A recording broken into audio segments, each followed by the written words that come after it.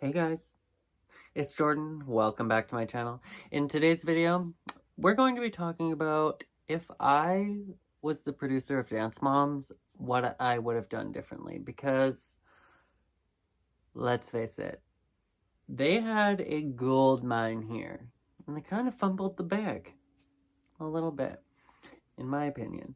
So here's what I would have changed. This is just going to be my little rant. Don't have any notes or anything. I'm just talking off the top of my head. But anyways, here's what I would have done differently. So, if you watched the original Dance Moms, you could call me a bit of a super fan. I've watched every single episode. Watching the new Dance Moms, the new era. I've even considered, for you guys, for the sake of investigative journalism, because I am a professional investigative journalist. I did consider purchasing Abby's Patreon, which is where she's hosting her season 9 Abby Lee Dance With Me, and I've considered heavily, let's put heavy emphasis on those syllables, I've lightly considered purchasing the Patreon and watching that season 9 so that you guys don't have to, and making a video about it. So if that's something you guys are interested in, let me know down in the comments below, and I will spend my hard-earned money to watch that season. It looks like trash, but if you guys want me to give my opinion on it, I will. Anyways, if you watched the original Dance Moms like I did, there were some obvious signs from even a couple seasons in that a lot of these dancers were not particularly wanting to be dancers per se, but that they were wanting to be famous, or that they were wanting to be celebrities, or that they wanted to work in Hollywood in general, but that they weren't necessarily striving to be professional dancers. But keep that in mind, because this show, whether you knew this or not, was the most successful reality television show on network television at one point.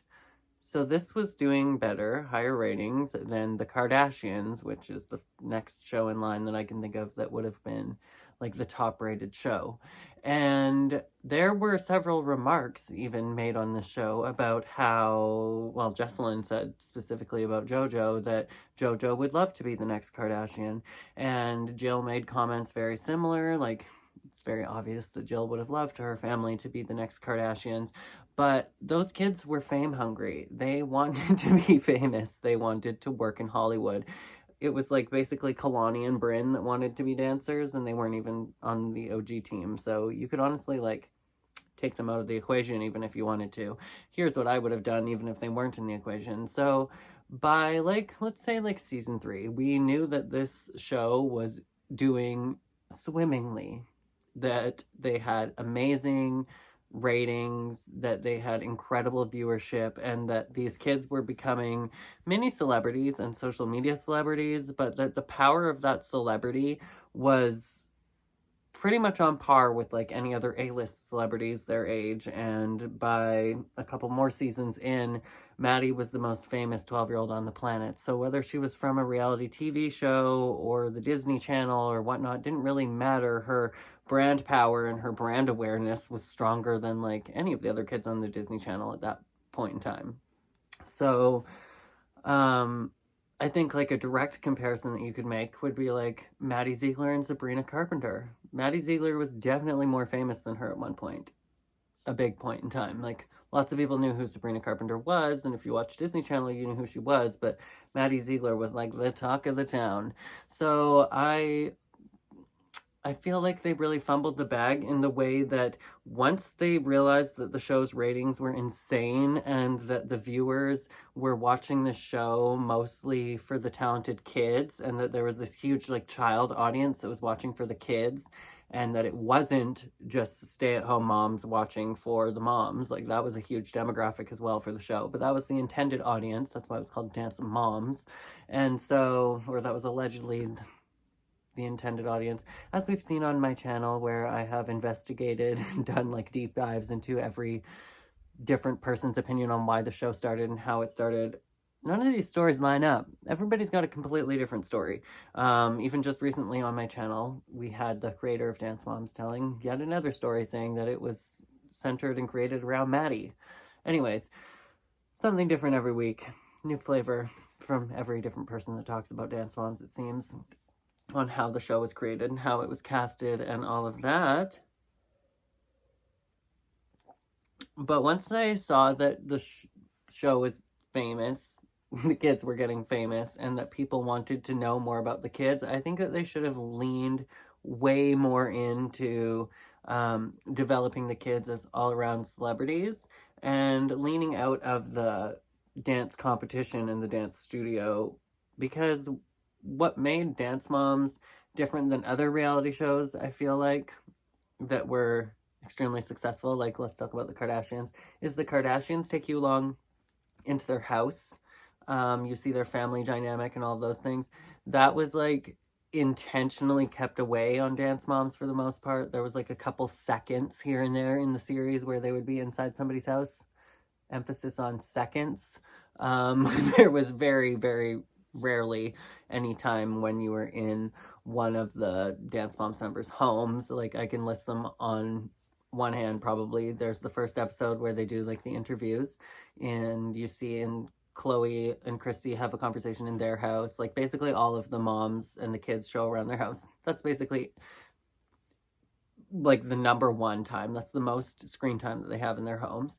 And then they have like the Jill trying to like slide in and be like, hey, look, Kendall was on the cover of Dance magazine. And they're at Melissa's house. They have the conversation with Holly and Nia about the pain in her knee and that she can't quit and yada, yada, yada. That's in their home. And aside from that, there's very, very little. There's like a couple conversations where they're like sitting on a couch here and there, but there was never anything really focused on their home life or integrating that side of their lives. Like, I know that Clara was intentionally kept off screen for a while. That is Chloe's sister, like Christy's youngest daughter. So I know that they were like leaning away from that, but I think that they should have leaned into it. And instead of like, Dance Moms had this formula that was played off as if it was Abby's formula, but I'm sure it was the production, to bring in new dancers, to have it be a rotating door, to be bringing in dancers that were better, and to bring in little kids so that they could have like the older dancers in an ideal world age out, but still have like new dancers coming in this revolving door. And then that created a whole point of contention after like season 6, I believe it was, once the minis came, and none of the moms wanted this, and they wanted all Abby's attention on them. And like, that's what I think that they should have done. Like, I see where they were coming from, bringing in new talent and wanting to have it be like a linear, no, like a diagonal slope. Like, basically the kids are just aging out on the top of the diagonal, and then new kids are coming in at the bottom, and then there's always new kids coming in, and there's always kids growing up on this team, and it could go on forever, like Mickey Mouse Club or something. But that's where they fumbled the bag, because Dance Moms became a huge sensation, and it made this core group of people celebrities, and people wanted to know more and more about this core group. They didn't want to know more and more about new dancers that were coming in on the team. Like, it was fun and interesting to have like Sophia Lucia come in for like a couple days, but like overall they didn't want, as a fan base, or at least I don't think, speaking for the fan base myself, that people wanted just to have a revolving door and have new people coming in onto Dance Moms all the time. They wanted to see more of the core dancers dancing and know more about them. And that's where they fumbled the bag, because if this was the highest viewed reality television show on network television at one point, and you're telling me that it just like crashed in ratings and failed, and they had to do these new spin-offs and they've all just been trash, that you couldn't keep this going. Like, the Kardashians is still going. They just switched networks and they're still going. People still watch.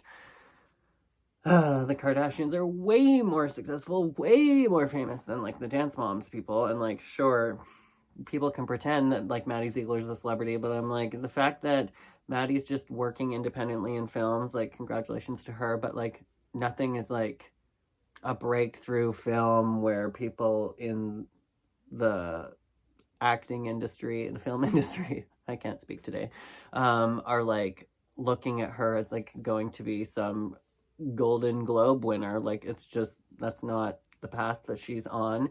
And I think the more that Mackenzie and Maddie don't acknowledge the fan base, the more that they're kind of alienating themselves from the only people that support them. Like, basically what I'm trying to get at is their entire fan base, their entire support system, both Maddie and Mackenzie, all comes from dance moms. Maddie's not developing a new fan base from these films. Like, if she is, it's very marginal, like extremely minute. It's basically just people that are already fans from dance moms following her work, and they don't want to acknowledge dance moms. They want nothing to do with it. Meanwhile, that's the only thing keeping like their moms' careers alive. But I'm like, they're basically running to the end of a hype train, in my opinion, and the further they want to distance themselves from dance moms, the further they're alienating themselves from the core fan base that they have left. And anyways, that was like a side tangent, but where I'm going with this is that I would have had more integration into the home life of all of these dancers and the cast members, like these OGs. Maybe stopped at like Kendall. Stop integrating people in, develop these artists, because you have the top reality television show. People are going to follow it. It doesn't have to follow the exact same formula that it's always followed. It doesn't have to be at a dance studio going to competition every week. And that's where I think they failed, because they could have started integrating that in like early on, like season 3, season 4. They could have actually like left the studio and paid attention to like behind the scenes, with Maddie taking opportunities on like Drop Dead Diva, or her working on Disney Channel, Kenzie working on Disney Channel. They could have done a lot more like learning of like how they filmed Raising Asia. They should have done that a lot more for dance moms. If you watched Raising Asia, and like a lot more in the home life and a lot more like enmeshed. It was a lot more like the Kardashians, and I feel like that Raising Asia format would have been perfect. Instead of giving Asia her own show, they should have focused on developing the stars that they already had on Dance Moms. And they were kind of doing that a little bit here and there with the music. I know that Abby had to produce Mackenzie's music video. Lifetime should have paid for all of that. They should have like leaned heavily into it, and Lifetime's a subsidiary of Disney, so like they have that money. They could really honestly could have supported their artists and tried to launch them like Disney Channel. And Dance Moms basically was the replacement for Disney Channel for that era of kids. Like, they were just as successful as the Disney Channel kids. Like, let that sink in. I don't think that really ever sunk in for the kids that were on Dance Moms. I don't think that they still to this day, for the most part, well, for most of them, will acknowledge that, like, or even have a grasp of like, you are the child stars of your generation. Like, you are the most famous, most watched child stars of your generation. Like, I don't think like Brooke and Paige, for example, understand that, but like that's 100% true. So I feel like they really should have leaned into that more. They could have followed the kids outside of the dance studio. The show could have continued going. It could have still been on. They could have followed them into their careers. Even if they didn't end up having careers around dance, you could have filmed a reality show still. It could have been like The Hills, where they're like coming in, you'll meet with them at coffee. Like, they had the moms and stuff like go out for dinner. Why couldn't you film more around the kids and actually age out with them? Like, the core audience is still watching to this day. There's people watching on my YouTube channel that have been watching Dance Moms since it very first aired. The audience is still there even. They could even reboot this still now and give a show to the OGs if anybody was actually willing to do it. And people would still watch. They're interested. They're invested. And I just don't understand why that's not the direction that they took, or why they didn't ever reboot that. I know some of the OGs would be down, or maybe not even OGs, but I know like Kendall, for example, would be down. JoJo Siwa will snatch up any reality television show, any TV time that she can get. I'm sure she would be down. But like, I'm sure if they were paid adequately, that like all of the original cast members would be down, honestly. And they should be paid adequately, and they could be paid. If this was the most viewed television show on TV in the reality niche, like, why were they not paid handsomely in order to keep them there? Why were they not given the opportunities that they wanted to seek outside of the show on the show? Like, you could have given them so much. Or like, if a kid needed to go film a movie, have them go film a movie, and then you're still centering it around the show, and you still interview with them and see like what they're doing while they're not filming. Or if you get permission to film behind the scenes there, do that. Like, Lifetime, like I said, is owned by Disney. They could have, like, you see what I'm saying? Like, the kids being on Disney Channel, it could have been very fluent. This could have been like corporate decisions that were easily made. They could have made films for these kids adjacent to Dance Moms. They just like fumbled the bag so much in that regard, in my opinion. And to see that these kids are still stars and they're still relevant and people still tune in to see what they're doing outside of the show, even though none of them are on TV except for JoJo is sometimes, and people are still watching, like, I don't understand why more wasn't done to help these kids with their career. It's kind of like they trained them on Dance Moms and had them living inside a bubble, inside this like illusion that they were going to all be breakout stars and be the next Beyonce, when in reality they could have had their television show have all of those dreams play out for them. They could be like the next Girlicious. They could be the next like Pussycat Dolls, something like that, if that's the direction they wanted to take. Why did the show's production team not pay to fund that, and then the show could have followed them into becoming pop stars? The show is called Dance Moms. It's not called Let's Go to Dance Competition every weekend. So I'm like, they really had so much room to be creative that they just did not take, in my opinion. But I don't know. Instead, they had little kids coming in every season, and like, they're great. I love Lily, I love Eliana, I love the entire season from season 8.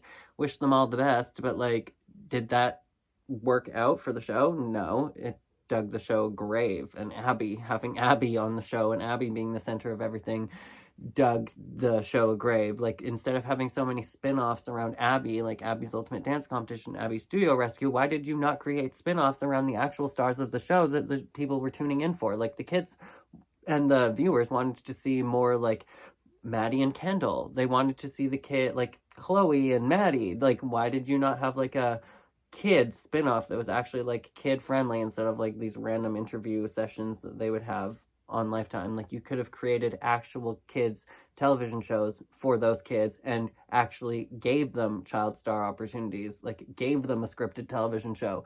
You are a television network, like, I know, and you're a subsidiary of Disney, like I said. I don't understand why they weren't more well connected and why those things and those opportunities didn't come for them, except for JoJo, who had to leave to Nickelodeon, who is Disney's direct competitor, in order to get opportunities like that.